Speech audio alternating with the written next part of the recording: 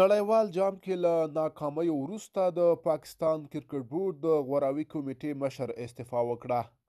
د پاکستان د کرکټ بورډ د غوراوي کمیټې مشر انضمام الحق د دوشنبې په ورځ اکتوبر 10 لړم 8 په هند کې د نړیوال جام په سیالیو کې د پاکستان د لوبډلې د ناکامیو په تړاو له خپلې دندې استعفا وکړه.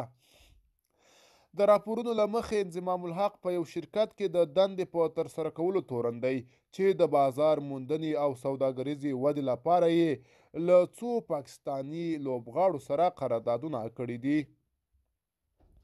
د هغه د استعفا لامل د دغو قراردادونو له کبله د ګټو ټکر ښودل شوی دی. انضمام الحق چې د پاکستان د کرکټ ملي لوبډلې پخوانی لوبغاړی دی، ویلي چې د پاکستان کرکټ بورډ له خوا هر ډول پلټنو ته چمتو دی.